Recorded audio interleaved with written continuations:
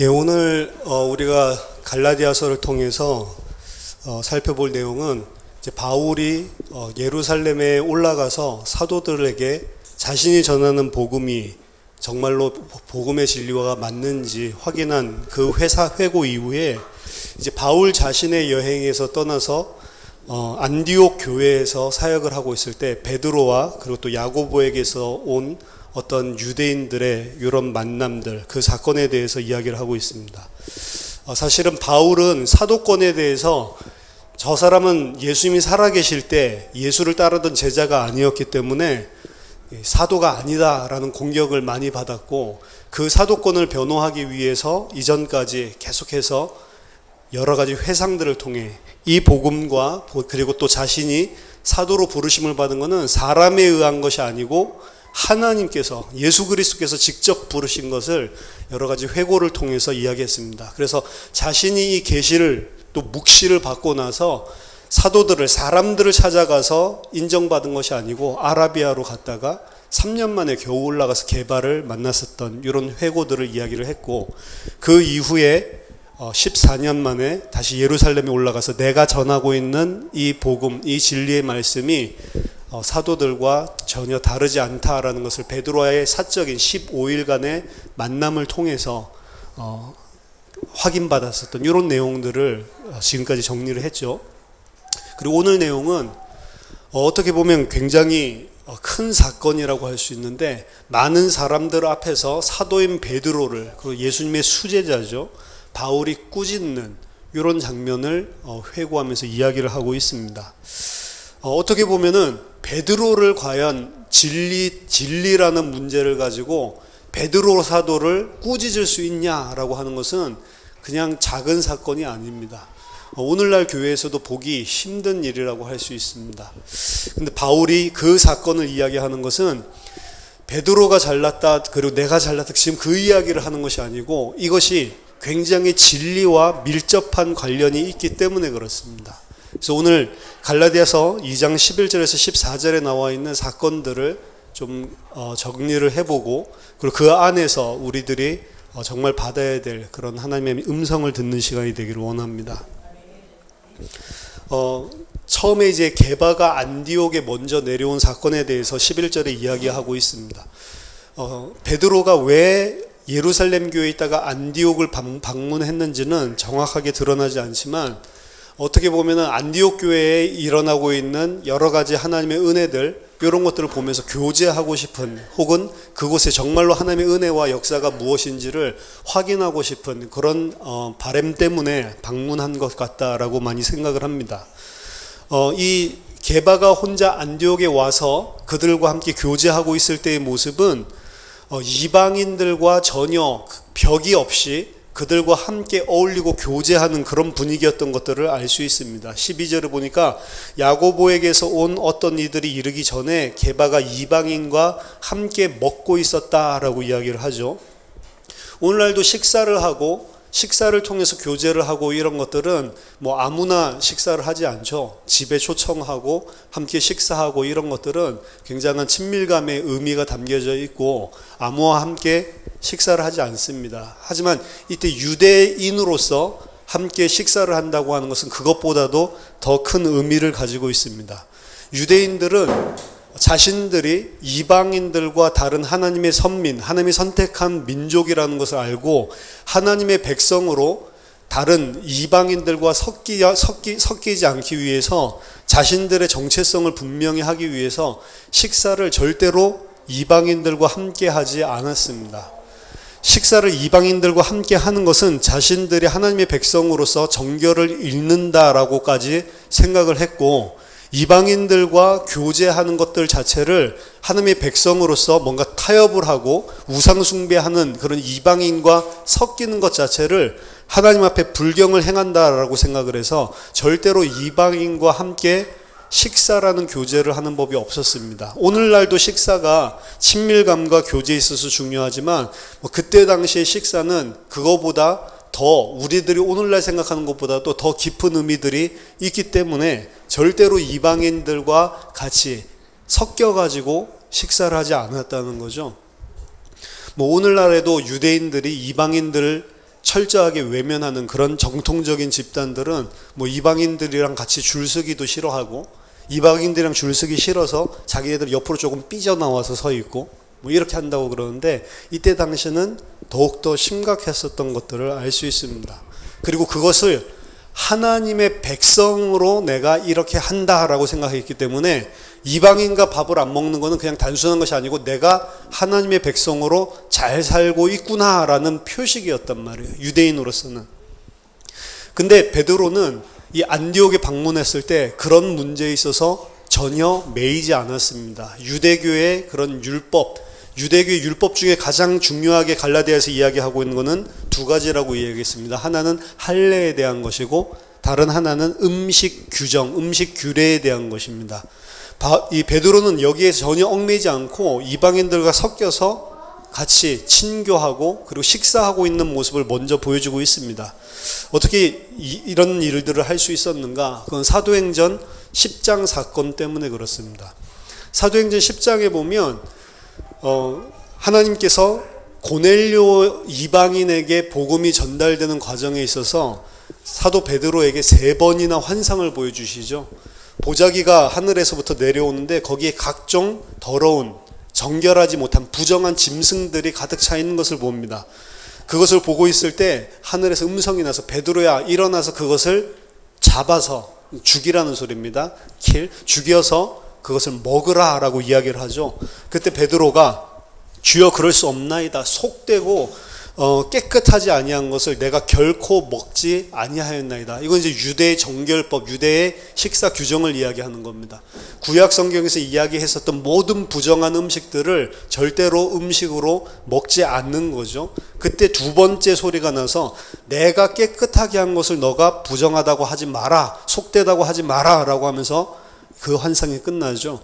똑같은 것이 3번 반복되고 난 이후에 베드로가 무리들이 자신의 집에 방문한 것을 봅니다. 그 사람들이 바로 고넬료, 이방인 고넬료가 보낸 하인들이었죠. 그리고 따라서 고넬료의 집으로 갔을 때, 고넬료 집 앞에 가서 사도행전 10장 28절에 이야기하는 거 보면 베드로가 뭐라고 이야기하냐면, 유대인으로서 이방인과 교제하며 가까이 하는 것이 위법인 줄은 너희도 알거니와 하나님께서 내게 지시하사 아무도 속되다 하거나 깨끗하지 않다 하지 말라 하시기로 부름을 사양하지 아니하고 왔노라. 묻노니 무슨 일로 나를 불렀느냐라고 이야기를 합니다. 즉 이 보자기 3번 환상은 이방인들에게 향한 자기의 마음, 그리고 유대인들이 늘 품고 있었던 마음을 하나님이 그가 아니다라고 꺾어 놓는 거라는 사실을 베드로가 인정을 한 거죠. 그리고 자신이 위법임에도 불구하고 그 율법, 그 유대교의 전통에서 자유해서 드디어 이방인의 집에 가게 되는 겁니다. 그러면서 함께 대화를 나눌 때 그들에게 똑같은 성령이 임하는 것을 보는 사건. 베드로는 이 사건을 몸소 이 이방인에게 본격적으로 복음이 전파되는 그 과정 속에 하나님이 억지로죠, 베드로 속에 뚫고 들어오셔서 사실은 계시해 주셨기 때문에, 묵시해 주셨기 때문에 베드로 또한 이게 지금 우리가 생각했었던 유대교, 그리고 유대교의 전통, 율법과 지금 복음 시대, 은혜 시대는 전혀 다른 것이구나 라고 하는 것을 충분히 고넬료 사건을 통해서 감지하고 있었던 것입니다. 그래서 안디옥에 왔을 때 전혀 이방인과 거리낌이 없죠. 그냥 어떤 담도 없이 그들과 함께 교제하고 그리고 식사하고, 이방인과 그리고 유대인이 전부 그리스도 안에서는 한 가족이다, 하나님의 백성이다라는 사실을 인정한 것을 분명히 알 수 있습니다. 그런데 이제 문제가 생기죠. 이 똑같은 문제가 사실은 사도행전 11장에서도 생겼습니다. 이 베드로가 이방인의 집에 갔다 온 사건들 때문에 유대에서, 이 예루살렘에서 큰 사건이 하나가 일어납니다. 11장 사도행전 11장 1절에 보면 유대에 있는 사도들과 사도행전 11장 1절 보면 유대에 있는 사도들과 형제들이 이방인들도 하나님의 말씀 받았다 함을 들었더니 베드로가 예루살렘에 올라갔을 때에 할례자들이 비난하여 이르되 네가 무할례자의 집에 들어가 함께 먹었다 하니 베드로가 그들에게 이 일을 차례로 설명했다라고 이야기를 합니다. 할례자들 여기 표현된 거 있죠. 에크포리토메스라고 돼 있는 단어인데, 이 에크포리토메스, 할례를 받은 자들의 무리에서부터, 요 소리입니다. 할례를 받은 무리에서부터 누군가가 지금 베드로를 힐난하고 있죠. 쉽게 표현하자면 할례당이라고 표현을 해야 됩니다. 할례당 중에 어떤 자들이 베드로를 힐난했습니다. 너가 어떻게 할례를 받지 않은 이방인과 함께 먹을 수 있냐? 그거는 절대로 유대인의 율법, 유대인의 전통상 불법인 거 아니냐? 베드로도 그걸 인지하고 있었죠. 10장 28절에 이게 위법인 줄 너희도 알지만 하나님이 억지로 나에게 그 환상 보여주셨기 때문에 내가 온 것이다 라고 이야기를 했죠. 이 일에 대해서 공격을 지금 당하고 있는 겁니다.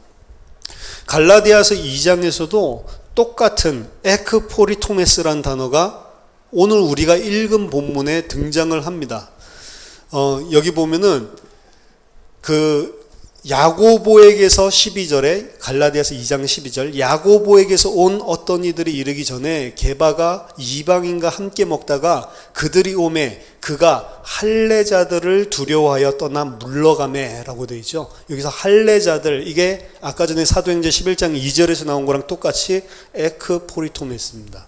그러니까 지금 예루살렘에 있었던 그 무리들과, 그리고 갈라디아서 2장에 지금 예루살렘에서 내려온 이 할례자들의 무리, 이게 똑같은 색깔을 가지고 있는 율법주의적인 색깔을 가진 크리스천입니다. 중요한 것은 이들이 율법주의자 유대인들, 그냥 그렇게 말할 수가 없는 게 이들 예수님을 믿는 자들이에요. 겉으로는 예수를 믿는다고 하고 예수 그리스도가 우리의 구주다라는 사실을 믿었기 때문에 어떤 면에서는 일반적인 유대인과 담을 쌓고 이 교회에 온 사람들입니다. 근데 이 사람들이 지금 이 할례다 무할례다 이걸 가지고 공격을 하고 있는 거예요. 바울만 공격하고 있는 게 아니고 이미 게바도 베드로도 예루살렘에서 여기에 대한 공격을 당했습니다.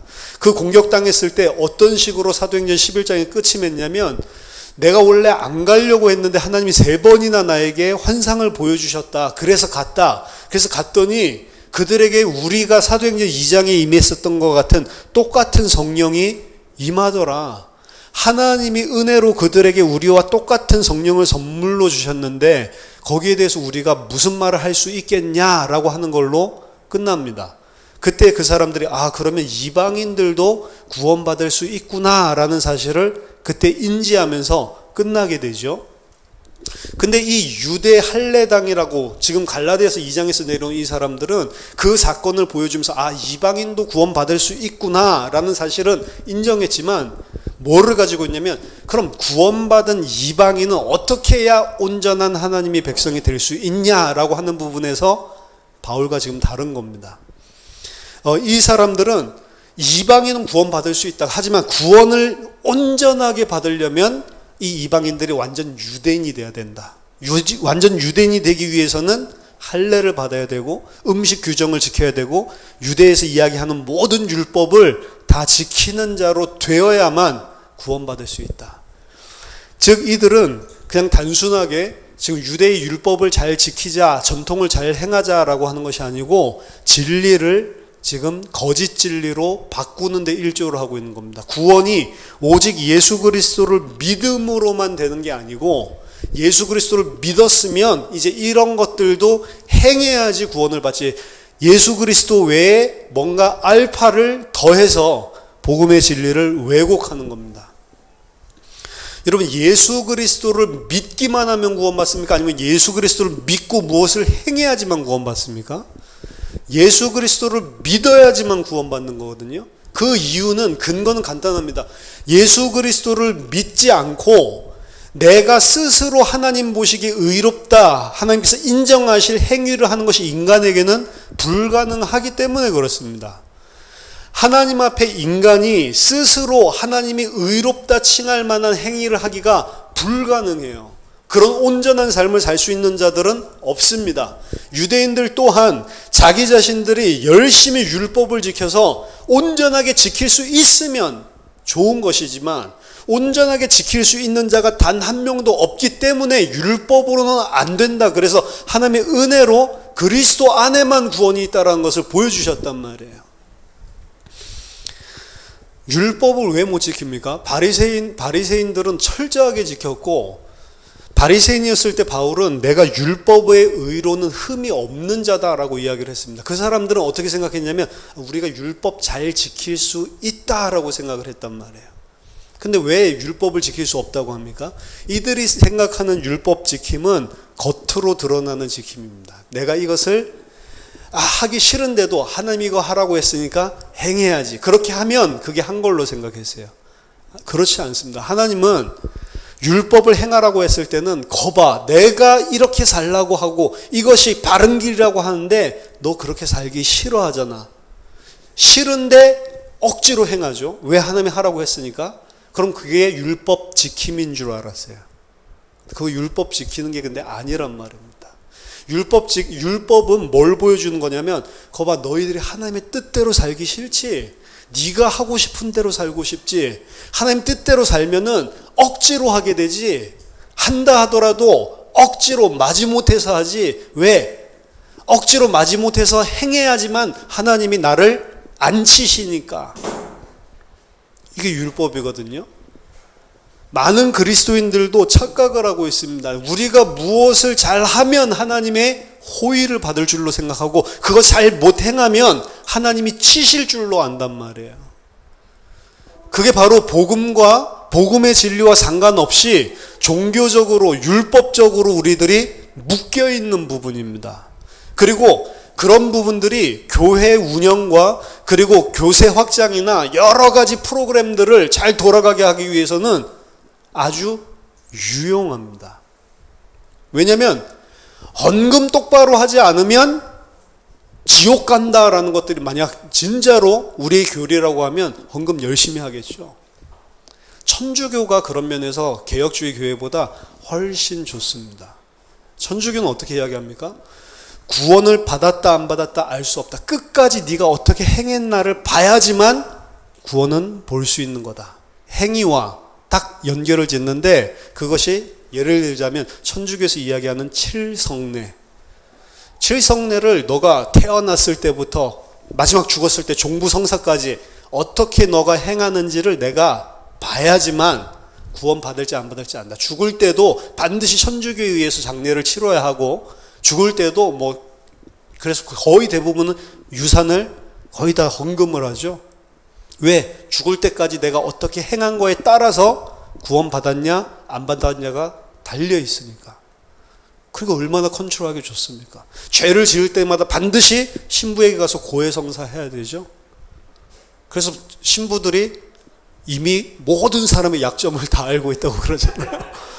저 사람 저거 했어. 만약에 이 반대하는 짓을 하면 쳐낼 수 있는 모든 비밀 소스들이 다 있는 거예요. 그러니까 지금도 선거철이지만 이 선거할 때 그 비밀 하나 가지고 있으면 얼마나 좋습니까? 안 터뜨리고 있다가 요때 딱 터뜨려야죠. 그래가지고 선거에 막판 뒤집기를 하고 이렇게 활용을 하는데 얼마나 좋습니까? 이 사람의 모든 비리를 다 알고 있고 그리고 이 사람 죽을 때까지 충성하지 않으면 천국 못 간다라고 하는 교리로 딱 묶어놓으니까. 그래 자유가 없죠. 그럼 이 사람 왜 행하죠? 만약에 이거 내가 똑바로 안 행하면 지옥 가면 어떻게 하지? 행하잖아요. 두려움에서 나오는 행함. 마음이 하나님께 뭔가 벌을 받을까봐 두려움에서 나오는 행위. 그것을 보고 오늘 성경에서는 뭐라고 이야기하냐면 그게 바로 가식이고 외식이라고 하는 거예요. 외식이라고 하는 것은 다른 사람한테 잘 보이기 위해서 하는 것, 그것이 외식이 아닙니다. 다른 사람에게 잘 보여야죠. 우리 사람들이랑 같이 사는데, 그렇죠?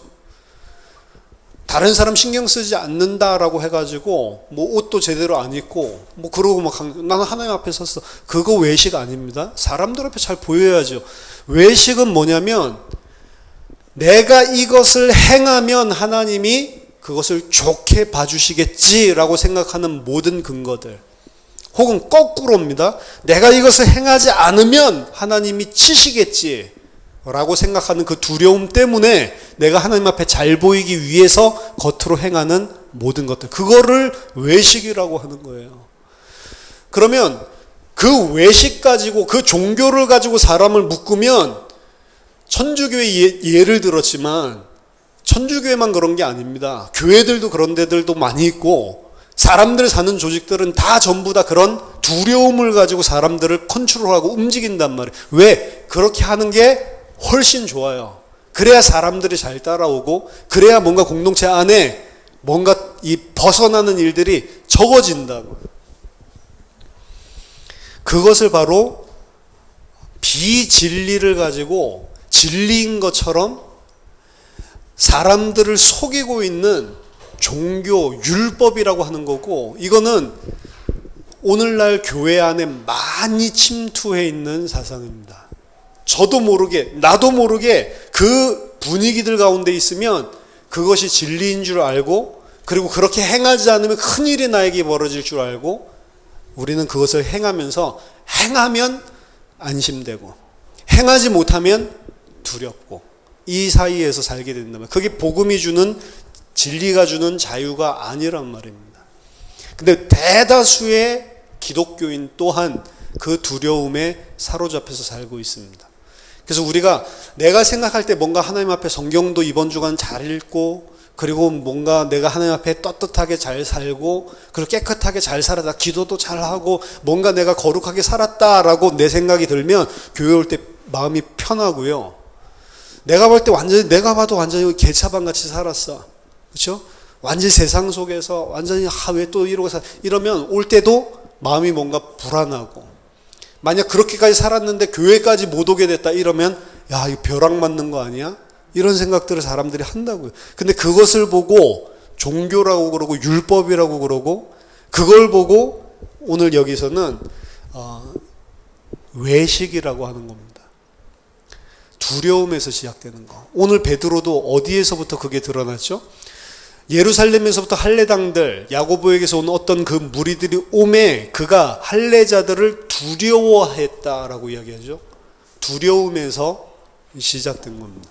두려움에서 시작돼서 그가 외식을 하게 됐고, 그 외식은 결국에는 복음의 진리를 가로막는 그런 형편에 놓이게 되죠.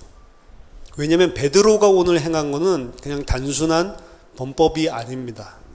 범법을 행한 자들에게는 갈라디아서, 똑같은 갈라디아서 6장 1절에서 바울은 이렇게 말합니다. 형제들아, 사람이 만일 무슨 범죄한 일이 드러나거든 신령한 너희는 온유한 심령으로 그러한 자를 바로잡고 너 자신을 살펴보아 너도 시험을 받을까 두려워하라. 그러니까 만약 범법하는 사람을 보면, 죄를 범한 사람을 보면 온유한 마음으로 그 사람을 관용하고, 그리고 가르쳐서 거기에서 바로 서도록 도와주고, 그 사람 쳐다보면서 그 사람 비난하지 말고, 그 사람하고 너무 뭐라고 하지 말고, 너도 똑같이 빠져들 수 있는 연약한 사람이니까 너 자신을 돌아봐라 라고 오늘 이야기를 합니다. 그걸 온유한 심정으로 하라 라고 이야기를 해요. 근데 오늘 베드로가 행한 것들을 쳐다보고 바울이 온유한 심정으로 그렇게 합니까? 전혀 그렇게 하고 있지 않죠. 온유한 심정으로 하는 게 아니고 바로 그 앞에서, 사람들 보는 앞에서 꾸짖죠. 그러므로 나는 그들의 복음의 진리를 따라 바르게 행하지 아니함을 보고 모든 자 앞에서 게바에게 이르되 네가 유대인으로서 이방인을 따르고 유대인답게 살지 아니하면서 어찌하여 억지로 이방인을 유대인답게 살려 하였느냐 하였노라. 자, 여기에 대해서 여러분 베드로가 뭐라고 대답했을까요? 여기에 대해서 딱 그 꾸짖음을 들었을 때 베드로가 뭐라고 했을까요? 아, 그렇구나, 바울, 내가 잘못했다라고 했을까요? 만약에 순수하게 그렇게 베드로가 시인을 했다면, 그 야고보들에게서 온 할례당들 앞에서 순수하게 꾸짖는 걸 듣고, 아, 미안해, 내가 외식했어, 인정을 했다면 바울이 기록을 안 했겠습니까? 앞에서 분명히 베드로와 내가 가지고 있는 복음은 다른 것이 아니다라는 사실을 사사로이 만남을 통해서 썼잖아요. 왜? 이 복음이 맞다, 베드로도 나랑 똑같은 복음을 가지고 있다라는 걸 보여주기 위해서. 근데 만약에 베드로가 이 사실을 딱 들었을 때 딱 깨닫고 아, 내가 또 잘못했구나 라고 이야기를 했다라고 한다면 반드시 갈라디아서 여기에 따라서 그때의 사도 베드로도 이 사실을 인정한 것을 너희들은 알지 않냐라는 그런 문구들이 분명히 첨언이 됐을 것이다 라고 이야기를 합니다. 근데 여기 그런 말들이 없죠. 그래서 좀 심한 주석가들은 베드로가 이때 공중 앞에서 인정하지도 않았고 할례자들이 그 이야기를 듣고 인정하지 않는 분위기 가운데서 잠시간에 바울과 그리고 베드로 간에 좀 분열이 있었다라고 이야기를 할 정도입니다. 그리고 이 분열은 베드로와 바울과의 분열로 끝나지 않고 이 베드로가 행하는 것들을 보고 심지어 바나바까지도 외식에 유혹됐다라고 이야기를 하죠. 바나바의 관계도 여기서 갈라지게 되는 이런 것들까지 이야기를 하고 있습니다. 실제로는 뭐 나와 있지 않기 때문에 정확하게 알 수는 없지만 심증이 그렇다는 거죠. 바울이 지금 베드로에게 일단 행하는 것은요, 그냥 베드로가 행한 행위가 지금 행하고 있는 그 범죄가 단순하게 개인의 범법으로 간주하고 있지 않기 때문에 그렇습니다. 지금 바울이 보고 있는 것은 지금 베드로가 이렇게 행동을 한다면 지금 이거는 복음의 진리와 관계가 있는 것이고 복음의 진리를 왜곡시킬 우려가 있다라고 생각해서 사람들 앞에서 그렇게 강경하게 지금 이야기를 하고 있는 것입니다. 이 이야기는 어떻게 보면은 유대인들에게 지금 들어온 거짓 형제들, 할례를 너희들이 행해야지만 구원받을 수 있고 온전한 크리스찬이 될 수 있다라고 이야기하는 그 사람들에게 이야기한 것과 똑같은 이야기들을 하고 있는 거예요. 우리가 살펴봤지만 2장 3절에 보면 그러나 나와 함께 있는 헬라인 디도까지도 억지로 할례를 받게 하지 아니하였으니 라고 억지로 할례를 받게 하지 아니하였으니 라는 단어가 나오죠. 3절에. 근데 여기 14절에 베드로에게 이야기한 것을 보면 네가 이방인을 따르고 유대인답게 살지 아니하면서 어찌하여 억지로 이방인을 유대인답게 살게 하려 하느냐라고 이야기를 합니다. 지금 억지로 디도가 할례를 받지 못하게 했다라고 하는 것은 할례당들이 디도가 너 바울이랑 같이 사역하려면 할례 받아야지 목사가 이런 식으로 이야기를 한 거예요. 근데 억지로 받게 하려는 걸 억지로 받지 못하게 했다라는 걸 이야기하거든요. 오늘 할례당이 했었던 것들이랑 이 주다이저들이 했었던 것들이랑 똑같이 베드로가 그들 앞에서 갑자기 이방인들과 먹다가 유대인들끼리만 모여서 먹은 그 행위는 똑같이 억지로 디도를 할례 받으려고 했었던 것처럼 베드로가 억지로 거짓 복음을 가지고 지금 크리스찬 형제들, 이방 형제들을 지금 억지로 지금 강요하고 있는 것처럼 똑같이 이야기를 하고 있습니다. 뭐에서 보면 또 하나를 알고 있냐면 4절에 이는 가만히 들어온 거짓 형제 때문이라. 그들이 가만히 들어온 것은 그리스도 예수 안에서 우리가 가진 자유를 엿보고 우리를 종으로 삼고자 함이로되 그들에게 우리가 한시도 복종하지 아니하였으니 이는 복음의 진리가 항상 너희 가운데 있게 하려 함이라 라고 이야기를 하죠. 여기서도 마찬가지로 그러므로 나는 그들이 복음의 진리를 따라 바르게 행하지 아니함을 보고 복음의 진리라는 게 나오죠. 제가 이거 이야기해드렸지만 복음이라는 것과 진리를 이렇게 수식관계로 설명한 예는 바울이 여기 갈라디아에서만 유일하게 사용하고 있는 겁니다. 복음을 이야기할 때 그냥 복음 이야기하고 진리라고 하는 걸 진리 이야기를 하는데 복음의 진리라는 표현은 여기서만 등장을 한다고 말씀드렸잖아요.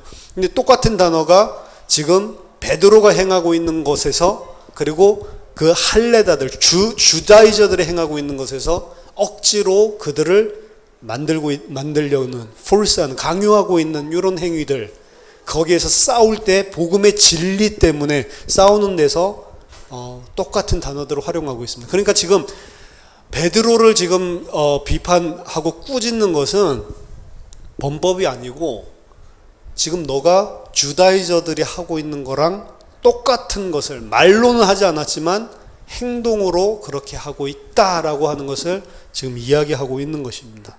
그리고 그 복음의 진리가 타협되는 순간이 오면 바울은 어떻게 했다고 했냐면 내가 한시도 복종하지 않았다라고 이야기합니다.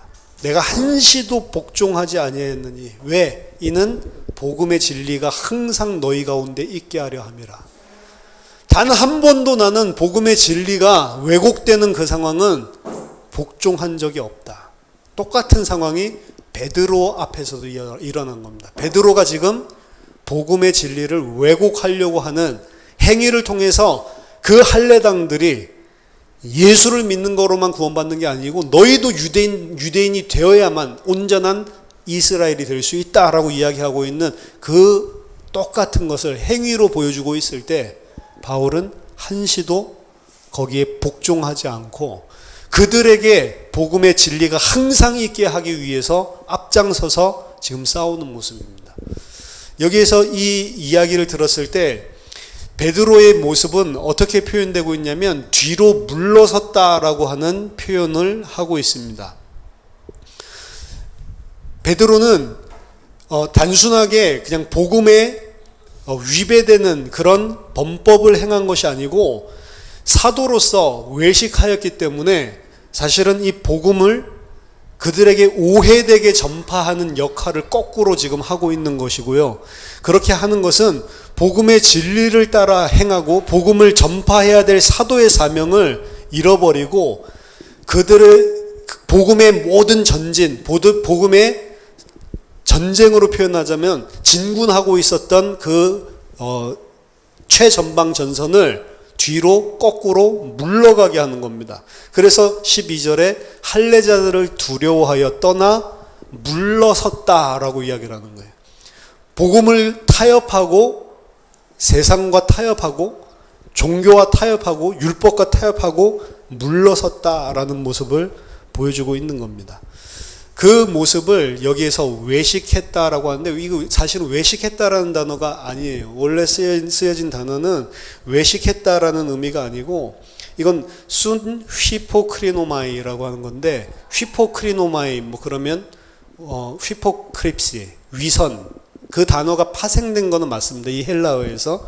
근데 그 단어는 실제로는 어디서 사용하는 거냐면 배우들이 연기할 때 그때 사용하는 겁니다.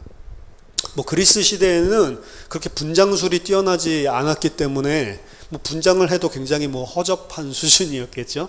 그러니까 어차피 허접한 거 어떻게 하냐면 아예 딱 까놓고 하는 게 낫겠다라고 생각을 해서 분장을 하지 않고 어떻게 했냐면 가면을 만들었어요. 가면 무도회 같이 이렇게 얼굴 달려있는 막대기 이거 있잖아요. 그러니까 분장을 하지 않고 그림을 갖다가 잘 그려가지고 이렇게 하고 막대기를 잡고 얼굴 앞에다가 이렇게 씌워놓고 그리고 액트를 했습니다. 그러니까 어차피 가짜인 거 아는 거 아예 드러내놓고 하는 거죠. 드러내놓고 했을 때 사람들도 드러내놓고 하니까 뭐 그게 뭐 어울리다 저거 뭐 연기를 저렇게 하는 거야 그렇게 알아들은 거죠. 그러니까 이 지금 그 행위를 이야기하고 있는 거예요. 지금 베드로가 그 행위를 하고 있다는 거예요. 왜냐? 베드로는 이미 2장 1절에서 10절에 보면 할례나 이런 것들이 복음과 구원과 관계없다는 것을 이미 알고 있는 사도입니다. 베드로가 모르겠어요? 베드로는 바울과 깊은 진리에 있어서 전혀 충돌이 없는 사도였습니다. 그렇기 때문에 2장 1절에서 10절을 쓴 거죠. 11절 14절에 진짜로 게바가 가지고 있는 이 진리와 자신이 가지고 있는 진리가 달랐다면 1절에서 10절 이야기는 쓸 필요가 없는 거예요. 게바는 바울이 가지고 있는 이방인과 유대인 이런 것들이 그리스도 안에 없다라는 거, 그리스도 믿음으로만 구원받는 거지 할례 이런 거 필요 없다, 이게 통하는 그런 진리를 똑같이 가진 사도였습니다. 그런데 베드로가 가면을 쓴 거죠. 자기가 가지고 있는 자기의 모습, 자기가 알고 있는 진리의 모습을 타협하고 두려움 때문에 자기가 아닌 것처럼 가면을 쓰고 행동하고 있는 그 모습으로 그리고 있는 겁니다. 근데 그 가면이 바울이 봤을 땐 단순한 가면이 아닌 거예요. 이거는 진리를 가리고 진리를 왜곡시키는 가면이다라고 생각을 한 겁니다. 베드로가 실수한 게 문제가 아니에요. 이 지금 일어난 이 사건을 보고 학자들 중에는 이렇게 이야기합니다. 이거는 제4의 베드로 배반 사건이다. 베드로가 그럼 언제 3번 배반했죠? 예수님 십자가 사건에서 3번 부인했죠. 나 모른다고. 아니, 너 목소리 들어보니까 갈릴리 출신 같아. 아니라고. 마지막 3번째 물으니까 아예 저주하고 욕했다고 그러죠. 그러니까 어떤 목사님, 나 저 새끼 모른다, 뭐 이런 식으로 강하게 뭐 이야기를 했다는데, 그러고 나서 닭이 2번 오니까 얼마나 울었습니까? 그러고 나서 베드로가 어떻게 변했죠?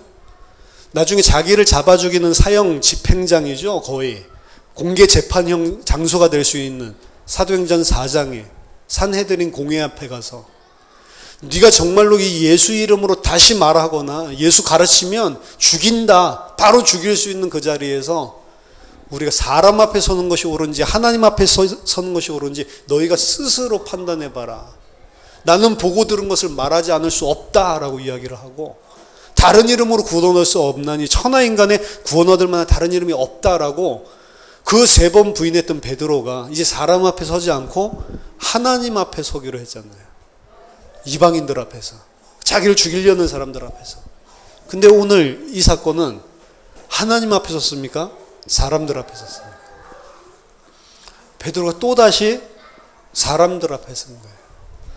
그런데 제가 봤을 때는 이게 제4의 배반 사건이 아니라 예수님을 3번 십자가 앞에서 부인한 것과, 그리고 오늘 갈라디아에서 지금 베드로가 할례자들을 두려워해서 이 진리를 가리는 가면을 쓴 요 배반의 행위, 요 2가지를 놓고 봤을 때 어떤 게 더 큰 죄냐? 여러분, 뭐가 더 큰 죄 같습니까? 예수님을 직접 부인했었던 그 죄, 그리고 지금 할례자들 앞에서 두려워해서 복음의 진리를 가리고 있는 가면을 쓴 이 죄, 2개 중에 어떤 게 더 크냐? 저는 지금 갈라디아에서 행하고 있는 이게 더 큰 죄다. 왜냐? 베드로가 예수님을 부인했을 때는 성령을 받지 못했습니다. 예수가 그리스도인 줄 알고 메시아인 줄 알고 쫓아갔지만 십자가에서 죽는 메시아라는 개념은 구약에 없다라고 이야기를 했어요. 저주를 받는 거잖아요. 나무에 달려 죽는 거. 그렇기 때문에 당연히 메시아를 뭔가 군사적인 정치적인 구주로 생각을 하고 있었던 그때 당시에 유대인으로서는 결국에는 그 능력을 가지고 하나님이 그렇게 하나님의 손이 함께했던 이적을 보였던 예수가 힘없이 끌려가서 죽게 되는 상황들을 봤을 때 메시아라는 사실이 흔들렸단 말이에요. 나는 저 사람이 그리스도인 줄 알고 쫓아왔는데 모든 걸 다 바쳤는데 아니었나 보구나 라는 생각을 충분히 할 수 있는 것입니다. 성령을 아직 받지 않은 때예요. 근데 성령을 받고 나서 어떻게 변했죠? 저가 메시아가 맞구나라는 걸 인정했을 때에는 사람 앞에 서지 않고 죽더라도 나는 예수 말하다 죽겠다라고 베드로가 이야기했었단 말이에요. 그렇죠? 그런데 지금 갈라디아서 2장에서는 이미 성령을 받은 후고 그 그리스도가 누군지를 알고 있고 그 진리가 무엇인지를 특히 사도행전 10장을 통해서 하나님이 직접 3번이나 계시해 주면서 깨닫게 했단 말이에요. 근데 거기에 대한 거를 사람들 앞에 사람들을 얻으려는 두려움 때문에 거짓으로 이야기를 하고 있기 때문에 갈라디아서 2장에서의 배반 사건이야말로 그야말로 큰 진리를 왜곡하는 사건이다. 이 일 때문에 이 일의 여파가 어떻게 드러났죠? 남은 유대인들도 같이 이방인들이랑 밥 먹다가 갑자기 베드로 따라서 이방인들이랑 식탁을 달리해가지고 자기네들끼리 먹고, 바나바까지도 그거 보면서 저렇게 하는 게 맞나 보다. 왜? 사도 베드로가 그렇게 하니까. 복음에 대한 진리 왜곡의 가면이란 말입니다. 진리를 가리고 다른 사람들을 비진리로 이끄는 짓을 지금 사도가 하고 있는 거기 때문에 지금 진리에 대한 싸움으로 바울은 이 앞에서 이야기를 하고 있는 것입니다. 베드로가 어떻게 이렇게 할 수 있지? 아니요. 베드로 이야기를 하고 있는 것이 아니고 우리 이야기를 하고 있는 겁니다. 우리는 진리를 가진 자입니다. 성령을 가지고 있는 자입니다. 복음의 진리, 진리의 복음, 우리들이 분명하게 진리를 가지고 있는 사람인데도 불구하고 우리들도 이 같은 외식에 유혹될 수가 있는 것입니다. 그리고 늘 유혹되고 있고, 베드로가 이 일을 크게 이야기를 하고 있지만 베드로가 하고 있는 일을 우리도 늘 하고 있는 것입니다. 사실은 어느 때 하고 있냐, 우리가 만약에 이 자유의 복음을 종교적인 것으로, 율법적인 것으로 내가 생각을 하고 있다면, 그 두려움 때문에 내가 종교 행위를 하고 율법 행위를 하고 있다면 그것 또한 베드로와 똑같이 가면을 쓰고 있는 거란 말이에요. 이런 복음은 자유케 하는 것입니다. 여러분들이 뭐 행한 것 때문에 구원 주는 거 아닙니다. 내가 뭘 행했기 때문에 하나님 앞에 떳떳하게 설 수 있고, 내가 그걸 못했기 때문에 하나님 앞에 설 수 없다면 그건 복음을 모르는 것입니다. 그럼 여러분 자유하세요. 그러면 안 되는 거 아니에요? 아니, 그래도 괜찮습니다. 자유하시기 바랍니다. 자유하라고 하니까 그럼 내가 마음대로 막 살면 되겠네라는 그 믿음 가진 사람은 마음대로 막 사십시오. 마음대로 막 살면 되겠네라는 그런 식으로 복음을 인식을 하고 있는데, 마음대로 막 살면 안 되지, 그렇게 하면 하나님께 치겠지, 그걸 보고 외식이라고 하는 겁니다. 진짜 중요한 것은, 율법은 왜 지킬 수 없다고 하냐면 마음 속에서부터 나오는 행위가 중요한 거예요. 그 마음 속에서 하나님의 은혜와 사랑을 알기 때문에 나오는 행위가 있고, 두려움 때문에 나오는 행위가 있는데, 두려움 때문에 나오는 행위는 전부 외식이라고 하는 거란 말이에요. 무엇 때문에 나와야 되냐면, 그 은혜와 사랑이 진짜 너무 감사하구나, 감격해서 터져 나와야지만 그게 하나님 봤을 때 복음의 진리를 따라 사는 거란 말이에요.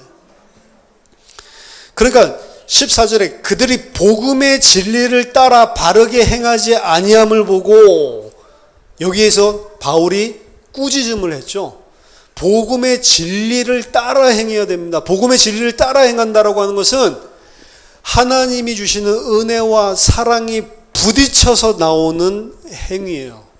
그 행위를, 그 은혜와 사랑을 아는 자는 절대로 이방인과 유대인을 나눌 수 없는 것입니다. 근데 이방인을 유대인과 분리시킨다는 것은 뭐 때문에 나오죠? 나는 할례 받았고 너는 할례 하지 않았고, 나는 음식 규정 잘 지키는데 너는 음식 규정 잘 지키지 않고, 내가 행한 거에 따른 교만이고 차별입니다. 자, 개인적으로도 그렇고 이제 공동체 안에서, 교회 공동체 안에서 사람과 사람, 성도와 성도 사이의 교제 가운데서도 우리는 외식을 또 행할 수 있는 여지가 있다는 걸 봐야 돼요. 저 사람 왜 저래? 믿음이. 그 소리는 무슨 소리죠? 그럼 나는 뭐 때문에 그렇게 살고 있는데, 나는 저 사람보다 낫다라고 생각하는 근거의 기준은 뭐죠? 나는 이렇게 했는데. 하나님 한 거 아니네요. 그러면 나는 왜 했죠? 하나님의 은혜와 사랑 알기 때문에 행한 거 아닌가요? 아니면 내가 하나님 앞에 이렇게 사는 게 옳지라고 해서 행한 건가요? 그럼 내가 한 건가요? 내가 한 사람 항상 아닌 사람들을 보고 비판하고, 아닌 사람들을 보고 꾸짖고, 그 사람들이 틀렸다고 해서 비난하고 무시하고, 그리스도인이면 이렇게 살아야지, 저렇게 살면 어떡해? 손가락질합니다. 그거 위선자들이 하는 겁니다. 그게 외식하는 자들이 하는 거예요. 외식하는 자들은 내가 했기 때문에, 하나님의 은혜로 한 것이 아니고 내가 했기 때문에, 안 하는 사람들 보면 내가 더 낫고 저 사람은 나보다 못한 사람이라고 생각을 하게 됩니다. 그게 교만입니다. 우리가 복음을 따라 행했으면 다른 사람들보다도 하나님 섬기는 일에 가장 열정적으로 내 모든 것을 다 헌신해서 했다 하더라도 그거 안 하고 있는 사람을 뭐라고 할 수가 없어요. 왜요? 내가 왜 했어요? 그거를 내가 한 거 아니잖아요. 하나님 주신 은혜 사랑 때문에 감사해서 내가 당연히 해야 될 일을 한 거잖아요. 근데 그거 안 하고 있는 사람을 손가락질 하는 건 왜 그래요? 내가 했기 때문에 그런 겁니다.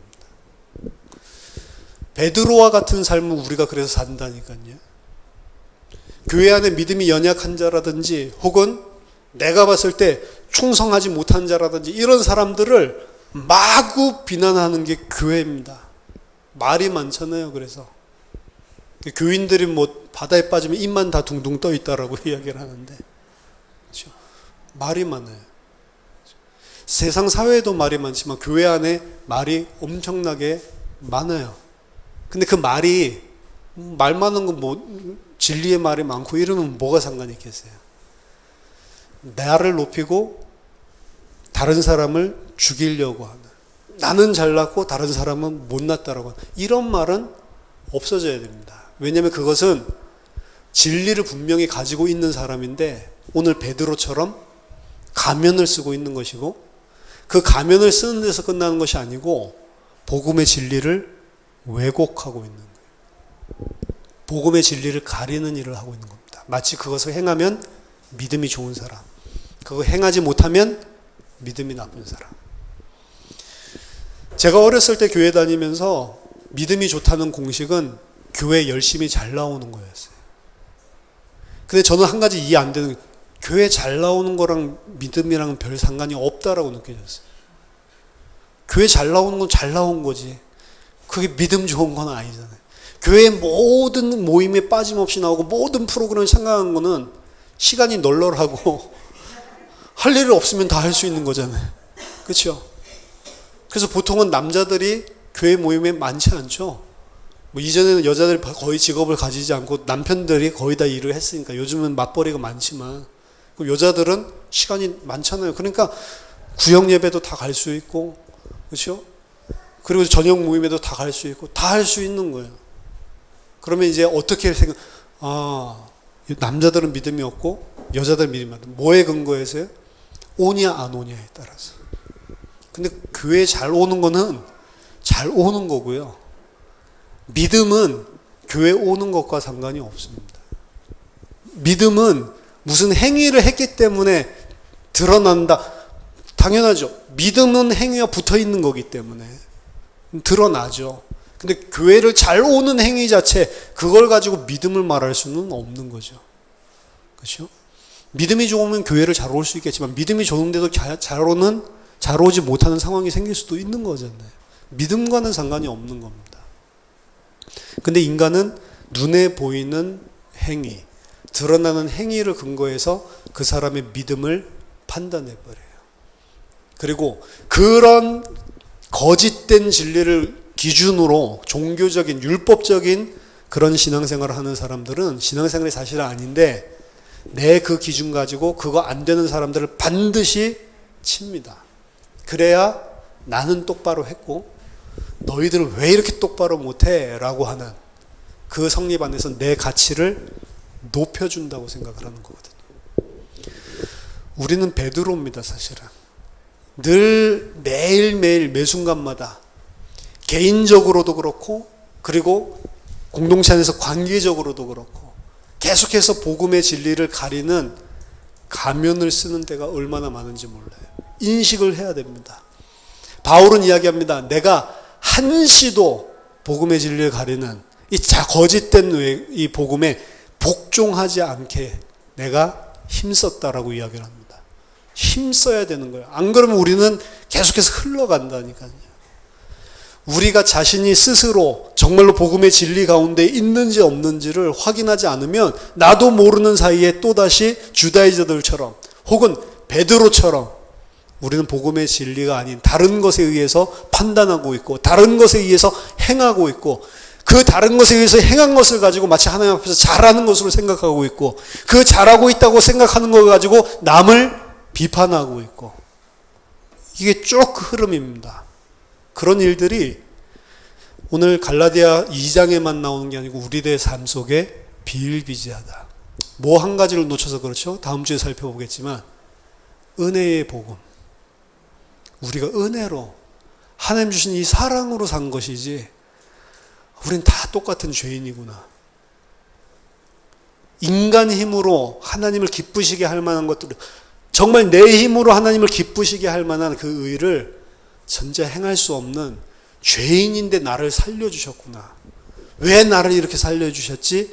라고 하는 그 복음에 대한 감사, 감격이 없으면 우리는 항상 베드로의 자리에서 가면을 쓰고 살아가게 되어 있습니다.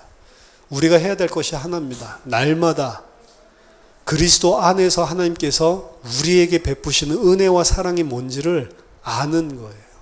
그거 아는 것만큼 행함이 나오는 거고, 그렇게 나온 행함은 절대로 다른 사람을 나와 비교하면서 누르는 용으로 사용할 수 없는 겁니다.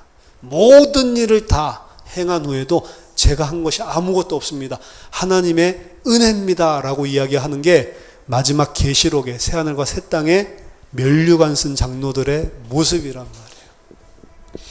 저와 여러분들이 다른 것 힘쓰지 마시고 정말로 그리스도 예수 안에서 하나님께서 주신 은혜와 사랑이 무엇인지를 깊이 아는 데 힘을 쓰시기 바랍니다. 그것 때문에 기도하시고, 그것 때문에 말씀도 보시고, 그것 때문에 그 기준으로 모든 것을 여러분들이 매 순간마다 보기 위해서 여러분들도 한시도 복종하지 않고, 다른 기준에 복종하지 않고 그 그리스도 앞에 순종하면서 그 그리스도 기준으로 살 수 있도록 여러분들이 마인드를, 생각을 계속해서 점검하고 그걸 보고 기도라고 하는 겁니다. 그렇죠? 이렇게 앉아가지고 시간 정해놓고 그거 하는 게 기도가 아니고, 계속해서 삶들 자체를 그렇게 계속 그 생각으로, 그 시각으로 계속 나 자신을 볼 때도, 그리고 타인을 볼 때도 계속해서 그 생각을 하는 게, 그게 기도란 말이에요. 여러분들이 24시간 그 복음의 진리 속에 있기를 바랍니다.